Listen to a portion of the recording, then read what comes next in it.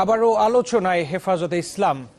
আদর্শের উল্টো অবস্থানের দল আওয়ামী লীগের শীর্ষ পর্যায়ের সাথে বৈঠক করে সবাইকে চমকে দিয়েছে এই সংগঠনটি। শাসক দলের দাবি, সমাজের একটি অংশকে মূল ধারায় ফেরাতেই বাস্তব পদক্ষেপ নিয়েছেন তারা। তবে একজন রাজনীতি বিশ্লেষক মনে করছেন, হেফাজতের সাথে এরকম সমঝোতা কোনো সুবিধা দেবে না আওয়ামী লীগকে। আরিফুল সাজ্জাদের রিপোর্টে বিস্তারিত। বছর চারেক আগে কওমি মাদ্রাসার শিক্ষক শিক্ষার্থীদের নেতৃত্বে গড়া এই শোডাউন চমকে দেয় সবাইকে। এটি এমন এক সময়ে ঘটে যখন যুদ্ধাপরাধীদের সর্বোচ্চ শাস্তির দাবিতে উত্তাল ছিল শাহবাগ। তবে সরকারের বাধায় শাপলা চত্বর থেকে পিছু হটতে হয় হেফাজতে ইসলামকে। এরপর বড় ধরনের আর কোনো কর্মসূচি করতে না পারলেও গত কিছুদিন ধরে আবারও আলোচনায় সংগঠনটি। এবার ইস্যু সুপ্রিম কোর্টের সামনে থেকে ভাস্কর্য সরানোর।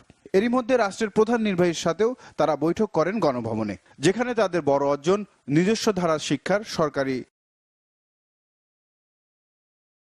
স্বীকৃতি। গণভবনের সেই সন্ধ্যার আবহ নিয়ে রাজনীতির মাঠে চলছে নানা হিসেব নিকেশ। শাসক দলের একজন নীতি নির্ধারক বলছেন, বাস্তবতা মেনেই সিদ্ধান্ত নিয়েছে আওয়ামী লীগ। কওমি মাদ্রাসা এটি হলো বাস্তবতা। বাংলাদেশে প্রায় 14 লক্ষ ছাত্র আছে কওমি মাদ্রাসায়। কাজেই কিভাবে এই শিক্ষাটাকে কুসংস্কার মুক্ত করা যায়, যুগোপযোগী আধুনিক করা যায়, বিজ্ঞানসম্মত করা যায়, সেটি আমাদের লক্ষ্য। সেই লক্ষ্যকে নিয়ে করা হয়েছে। হেফাজতের সাথে বা রাজনৈতিক কোন রকম সমঝোতা আমাদের ওই দিন গণভবনে হয়নি। তবে একজন বিশ্লেষক বলছেন, ইসলামপন্থী দলগুলোর সাথে আওয়ামী লীগের সমঝোতা নতুন কিছু নয়। মূলত আওয়ামী লীগের বিভিন্ন শাসনামলেই কিন্তু আপনার ধর্মীয় ভিত্তিক যে শিক্ষার ধারাটা, এই শিক্ষার ধারাটা কিন্তু রাষ্ট্রীয় পৃষ্ঠপোষকতা পেয়েছে। এবং সর্বশেষ উদাহরণ হচ্ছে আপনার হেফাজতের সঙ্গে আমাদের মাননীয় প্রধানমন্ত্রীর যে আন্ডারস্ট্যান্ডিং। হেফাজত আওয়ামী লীগ অন্তরঙ্গতাকে ভোট টানার কৌশল হিসেবেও দেখছেন তিনি। সম্ভবত 19-এর ইলেকশনকে কেন্দ্র করে করেছে। এর আগে আমরা লক্ষ্য করেছি একবার হাফিজি হুজুর ওনার সাথে আপনার উনি করেছিলেন। তো এগুলো কিন্তু বেনিফিট সেভাবে দেয় না, কারণ বাংলাদেশের রাজনীতিটা হাইলি পোলারাইজড।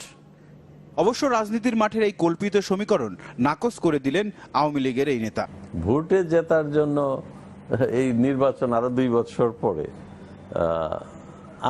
আমি তো মনে করি না যারা উগ্র সাম্প্রদায়িক সেই শক্তি এত সহজে আওয়ামী লীগকে ভোট দেবে। আরিফুল সাজ্জাদ, চ্যানেল 24, ঢাকা।